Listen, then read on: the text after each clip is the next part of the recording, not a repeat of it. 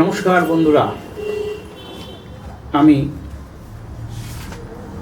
তোমাদের কাছে যেটুকু বলেছি সেটুকু আশা করি তোমাদের মাথায় ঢুকেছে। আমরা সোর্স ফাইল, হেডার ফাইল নিয়ে কিন্তু আলোচনা করে ফেলেছি। এবারে আমার আলোচ্য বিষয় হচ্ছে object file. An object file is a file containing object code, meaning relocatable format machine code that is usually not directly executable.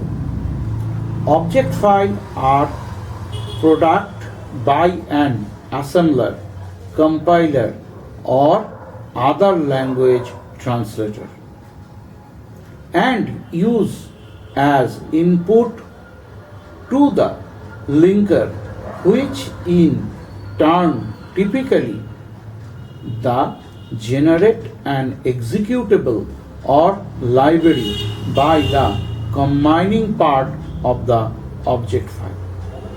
Okay, তাহলে object file কি? An object file is a file containing object code, meaning the relocated format machine code that is usually not directly executable. Object files are produced by an assembler, compiler, or other language translator and used to input to the linker, which is turned typically generate an executable or library by the combining part of object file. বোঝা গেল object file কি জিনিস? তাহলে এটুকু আমরা বুঝতেই পারছি যে একটা অবজেক্ট ফাইল দিয়ে যদি আমি তাকে .h বা .h দিয়ে ডাকি কোনো অবজেক্ট ফাইলকে, সে তার ফুল ফাংশনসগুলোকে নিয়ে প্রোগ্রামিংয়ের মধ্যে চলে আসবে। আশা করি এটুকু বোঝা যাচ্ছে। দ্বিতীয়ত, binary executable file. Binary executable file হলো computer file which may contain any type of data encoded in binary form or computer storage and executing the purpose. And executable file causes a computer to perform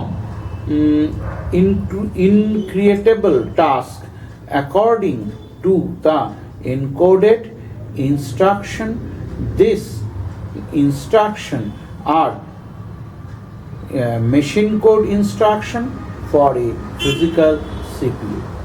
binary executable file কি হয়? আমরা যখন কম্পিউটারে একটা কোনো instruction দেব, সেটি হচ্ছে machine level language ইনস্ট্রাকশনে conversion হবে। সেই মেশিন লেভেল ল্যাঙ্গুয়েজে কনভার্সন হওয়ার পরে সেটাকে বাইনারিতে কনভার্সন করলেই সে তখন বুঝতে পারবে আমি কি চাইছি। ধরুন আমি প্রিন্ট করতে চলেছি, ধরো মাই নেম ইজ হিমাদ্রি। তো মাই এম, তারপরে MY my, NAME IS is, HIMADRI Himadri. এতগুলো কথা কিন্তু বুঝতে পারবে একমাত্র বাইনারি অপারেশন। সুতরাং আমরা বাইনারি ফাইলকে যখন ডাকবো তখন সে সেই জিনিসটিকে ভালো করে তুলে ধরতে পারবে কম্পিউটারের কাছে, এবং যখনও তুলে ধরতে পারবে তখনইও তার আউটপুট এনে দিতে পারবে। তো বন্ধুরা, আজকে আমি আরও দুটো ফাইল নিয়ে আলোচনা করলাম। তাহলে আমরা কি ফাইল পেলাম? Number 1 source file, number 2 header file, number 3 object file, number 4 binary executable file. তাহলে কটা ফাইল আমরা পেলাম?